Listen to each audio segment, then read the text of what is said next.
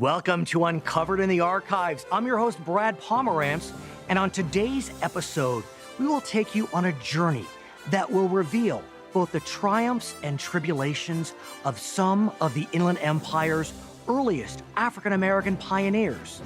We will introduce you to a man who was born into slavery in the state of Virginia, yet somehow managed to find his way to inland California. And today, children are playing in a park that bears his name. That's coming up on Uncovered in the Archives.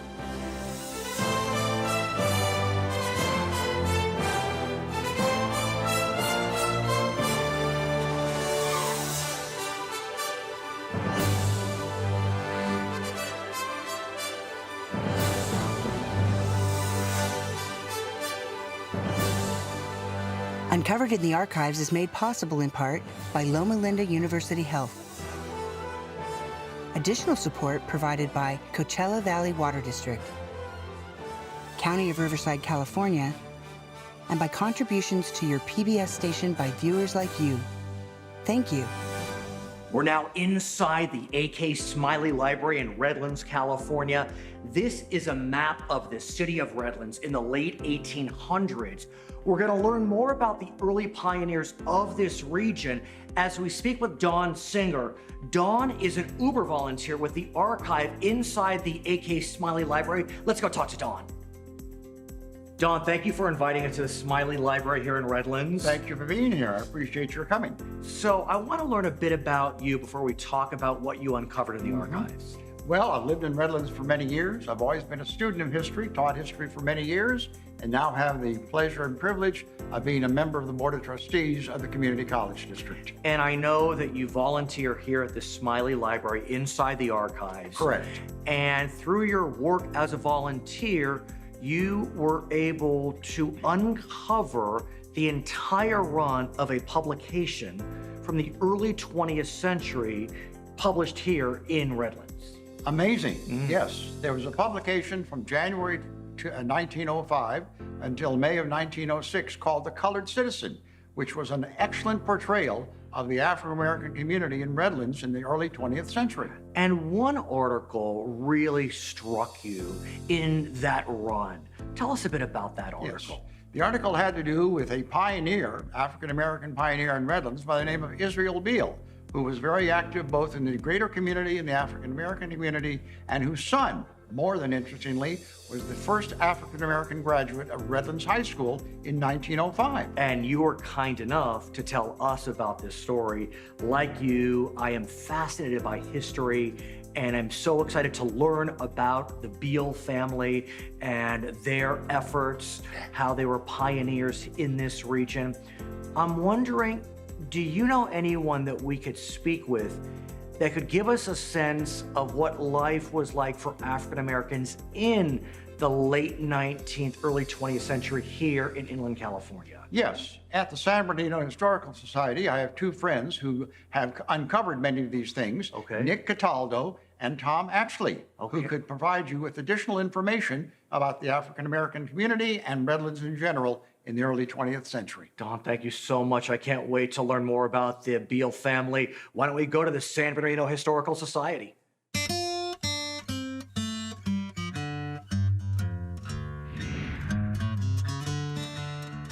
We made it to the San Bernardino Historical and Pioneer Society. We are joined by Nick Cataldo. He is with that organization, and Tom Ashley with the Redlands Area Historical Society. Nick, I want to ask you about what we believe to be the first African Americans to migrate and reside in, let's say, the western part of the Inland Empire. Tell us about them. As far as we know, the first African American arrivals in the Inland Empire was in 1851. They accompanied a group of 437 Mormon settlers that came from Salt Lake City. So were these 26 blacks, were they slaves once they got to California in 1851? No, because California was entered as a free state. So behind me is a diorama of a fort. Tell us about this fort. What does it depict? This fort, or stockade, is about when the Mormons came to San Bernardino.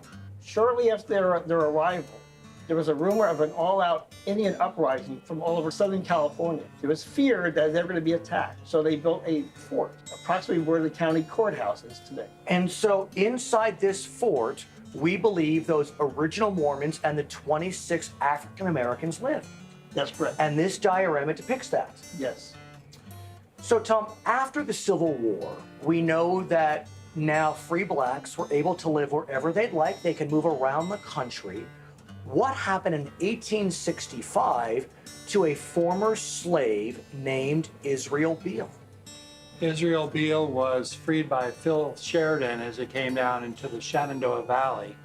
In Virginia. In Virginia, and he joined the Union Army and fought the last 5 months of the Civil War with the Union Army, and then joined the Union Army in the march in Washington, D.C., celebrating the end of the Civil War, and then proceeded from there in 1865 to come to California, to the Northern California gold field. And so we believe he arrived in what became Redlands in 1870. And as a result, we believe, is it true that he was the first African American to reside in what ultimately became the city of Redlands? As far as the research is concerned now, yes, he's the first African American to live in what became the city of Redlands. So I was looking in the archives and I found a marriage certificate of Israel Beale to Martha Embers, I believe was her name, in 1870. They got married quickly, it seems. Yes. What do we know about Martha Embers' parents, Nick? Of the 26 African Americans that came to San Bernardino in 1851, there were slaves that became ex-slaves. Two of them were Toby Embers and it was Hannah. I'm not sure what Hannah's last name was. They got married and their daughter, one of their daughters, was Martha. So Israel Beale married the descendant of one of the very first African Americans to live in this inland region. That's correct.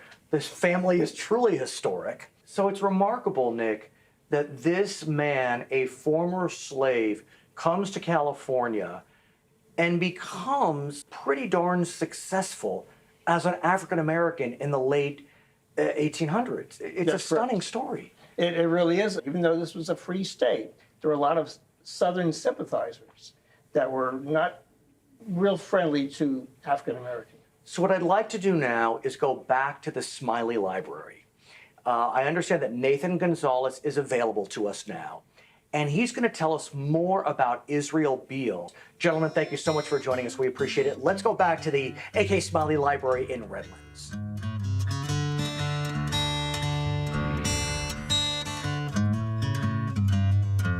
Nathan, good to meet you. Brad Pomerantz. Hi, good to meet you too. Welcome to Smiley Library. Thanks for having us. We appreciate it. So I want to get right into it and dig into your archives. Talk about Israel Beale, one of the early African-American pioneers here in inland California. But before we talk about Israel, I want to talk about maybe his mother. Because what we know is you've uncovered some remarkable documents in the archives that talk about the pre-Civil War South. Yeah, we're fortunate because Israel Beale, being such an important pioneer, was interviewed in 1927 by another pioneer named John Fisk in order to document his time and the early history of this valley. Okay. So I'd like to show that to you. Please. I'll put on some gloves. It's appropriate. We're dealing with very sensitive, delicate documents. What are you about to pull out? This is a short biography plus the actual text of the interview. Okay.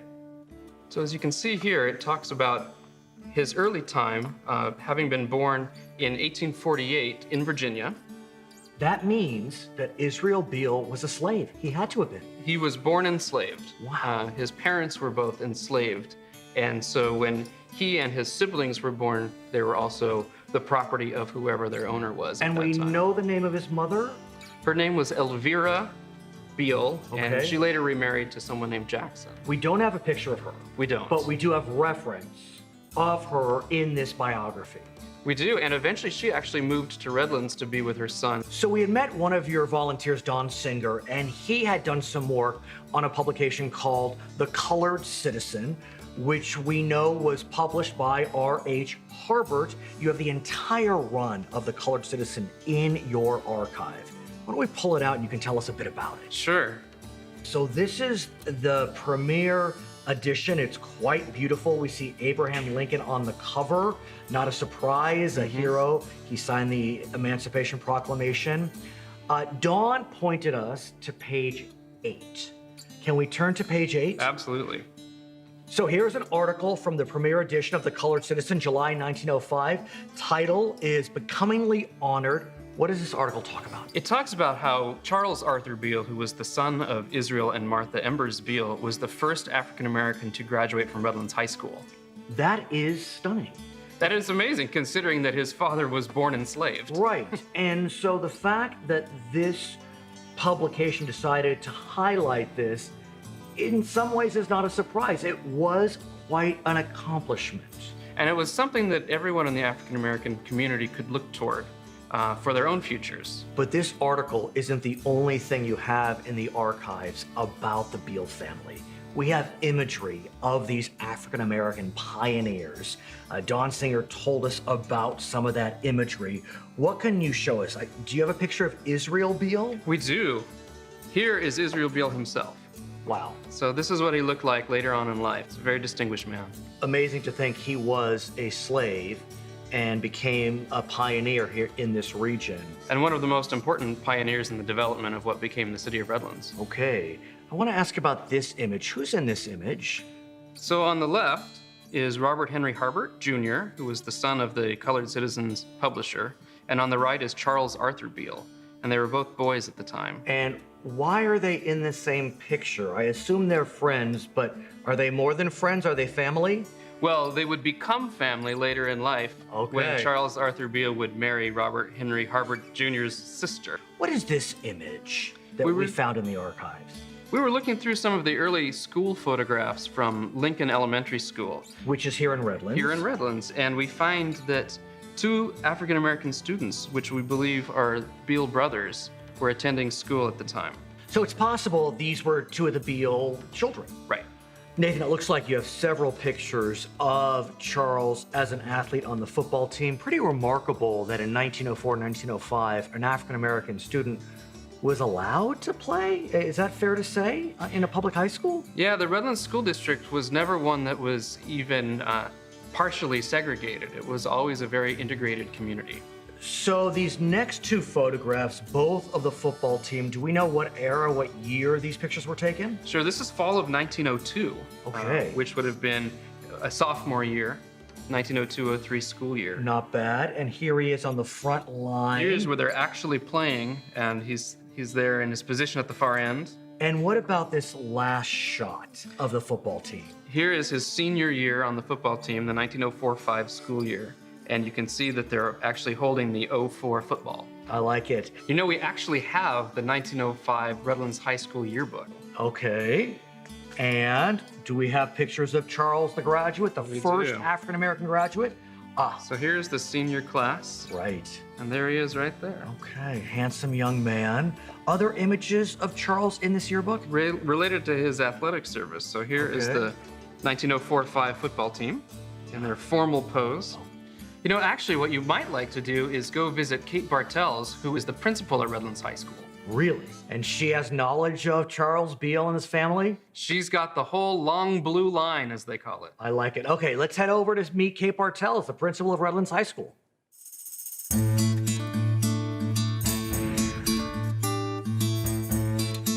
We are here with Kate Bartel. She is the principal of Redlands High School. Thank you for joining us. Thank you for being here today. Where are we right now? So this is the Redlands High School Athletic Hall of Fame room on our campus. Okay, I want to talk to you about a picture that I see immediately on the wall inside this Hall of Fame room.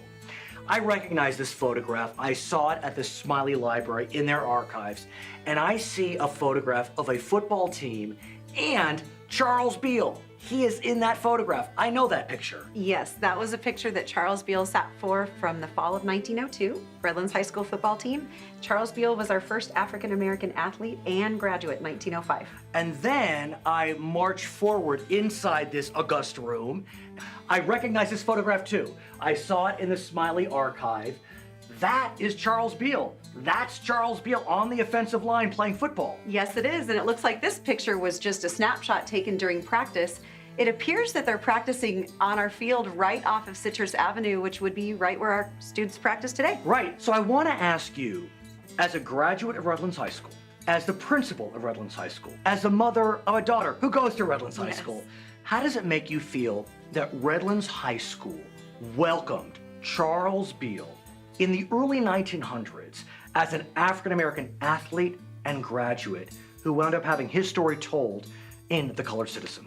Well, I think it's amazing to see a picture of one of our own students so many years ago trailblazing for all of the rest of our students to be able to participate in athletics and be able to get a rich education. So it's really neat to be able to learn about his story and share that history with our own students. We can all learn something from everything that he brought to our community. And actually, I remember in 2011, our community built a new park over on the north side of town, and I believe it was named the Israel Beale Park. You should probably go check that out. So Israel Beale is the father to Charles Beale. Yes. I will definitely check it out. Thank you so much, You're Principal welcome. Kate Bartel. Thank you so much for joining us. Yeah, let's go check out Israel Beale Park.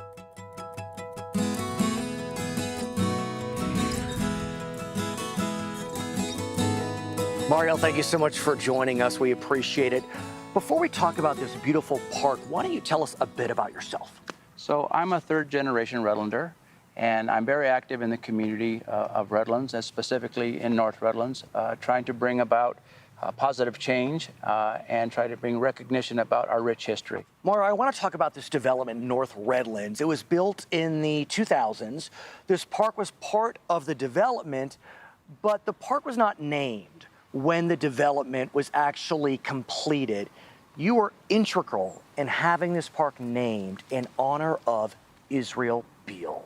Tell us about that process. So yes, it was quite a process and an opportunity here to recognize one of our pioneers that contributed to the success of Redlands history that had gone unnoticed and uncelebrated for many years. And what was it about the story of Israel Beale that compelled you so much that you decided that you needed to spearhead the naming of this park in his honor? Well, it was because of his contributions to the success of Redlands that was unnoticed and uncelebrated. That he was a pioneer along with the many other pioneers at that time of Redlands pre-incorporation of the city of Redlands. And so here's a person's history that I've lived here all my life that I knew nothing about. So how did it feel when you learned that this park was going to be named in honor of Israel Beale?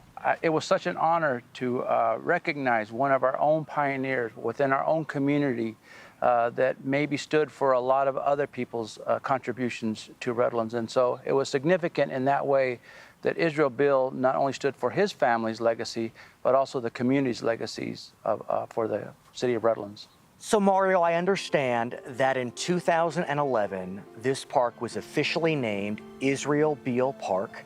I've seen in the archives pictures of the dedication. Tell us about that day. So it was a wonderful day. We had all the dignitaries here, the family members were here, and it was a celebration. It was a community celebration to be able to dedicate this park in honor of Israel Beale. And by the way, I have a surprise for you. Oh, I like surprises. We have today with us 3 members of the Israel Beale family. Thank you so much, Mario. I'd love to meet them. So Brad, here are 3 great-great-granddaughters of Israel Beale. Mario, thank you so much. Ladies, it's so good to meet you. Tell us your names, where you're from. My name is Angela Wilkinson. I'm from Colton, California. My name is Yolinda Jewell, and I'm from Vacaville in Northern California. You came all the way down from NorCal to join us. Yes, I sure did. It was so exciting. Thank you. A big honor. Michelle Gentry from San Bernardino, California. Ladies, thank you so much. This is such a great surprise.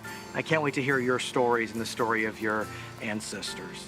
So I was inside the archive at the Smiley Library in Redlands, and I went through The Colored Citizen, and I read about Charles Beale, which was a son of Israel Beale, the brother of Isaac Beale, which is your great-grandfather. What do you know about Charles Beale? Michelle? Charles Beale was the first African American to play sports at the Redlands High School. As a matter of fact, I worked for the San Bernardino City Unified School District in the high school. To know that he was the first African American there, it's a great honor. And not only was he the first African American to play sports at Redlands High School, he was the first African American graduate. Yes. That's what this Yes. article talked about. A remarkable event accomplishment considering this was 1905. Yolinda. Yes, I was so amazed at our heritage and all this information that we found out. It's just so overwhelmingly wonderful. What I learned in the archives is that Charles Beale wound up marrying the daughter of the publisher of The Colored Citizen, R.H. Harbor. They had a child named Charlie Beale. That would be your great uncle. Charlie and I think his brothers were quite musical, and you being the oldest sister, Yes. what happened there? Because I saw some pictures in the archives Yes, of Charlie and his brothers playing music. Yes, they were a very musical family. They played many events here in Redlands, the city of Redlands. They would do performances for the city of Redlands. And my father, Herbert Israel Rona. It would be, I guess, the nephew. The nephew. 'Cause you're the exactly. great I'm the niece. great, Yeah. exactly. The nephew of Charlie Beale used to perform in Palm Springs.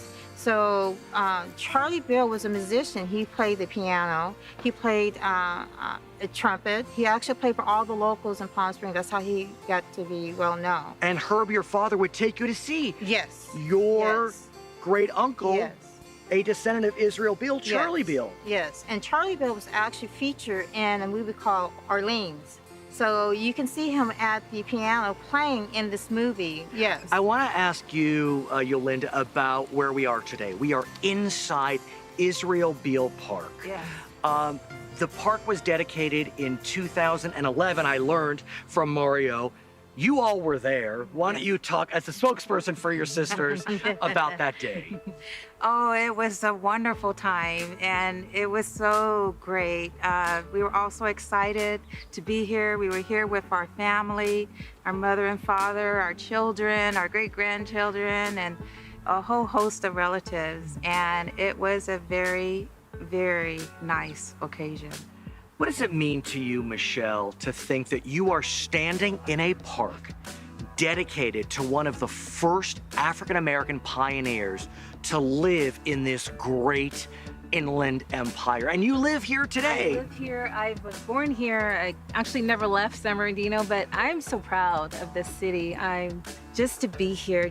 I'm just so honored and overwhelmed to know that I'm part of this great heritage in our city, and I'm just amazed. I'm excited to pass it along to my son and their kids and their children, and just really excited about what's going on today. Yeah. Angie, how does it make you feel to be here at Israel Beale Park? Honored, humbled, blessed that we are part of a heritage, born into a heritage that had a significant role in a development of a great city that they named this park after in the city of Redlands. Yolinda, how does it make you feel? It makes me feel joy and happiness to be here. And as a matter of fact, you can go to Redlands Hillside Memorial Cemetery, where Israel Beale is buried, along with his wife and his mother and the children as well. Thank you for that. We'll definitely take a look at that cemetery. I'm sure it will feel impactful and historic. Thank you, ladies, for surprising us. What a great treat this has been. Thank you. We're going to head over to Redlands Hillside Memorial Cemetery.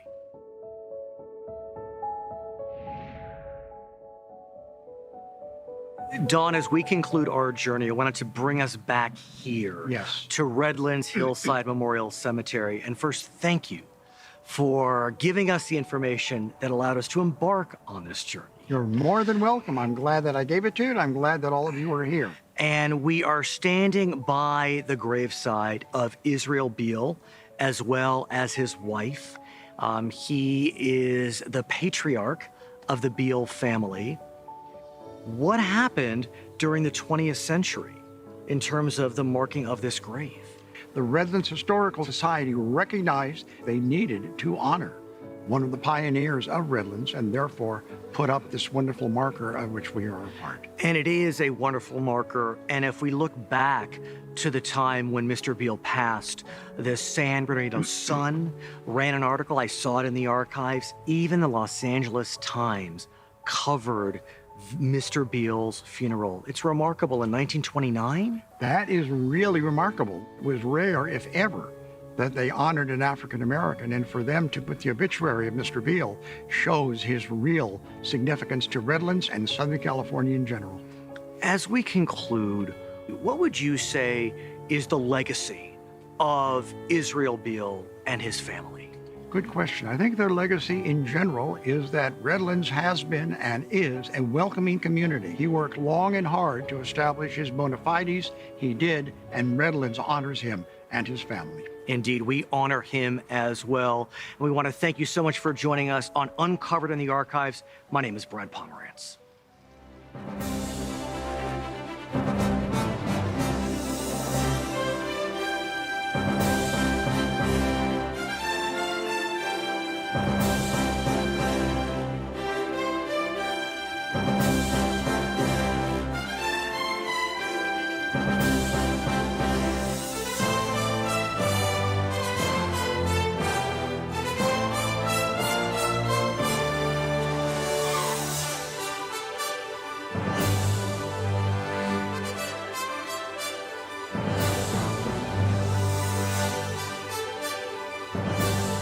Uncovered in the Archives is made possible in part by Loma Linda University Health. Additional support provided by Coachella Valley Water District, County of Riverside, California, and by contributions to your PBS station by viewers like you. Thank you.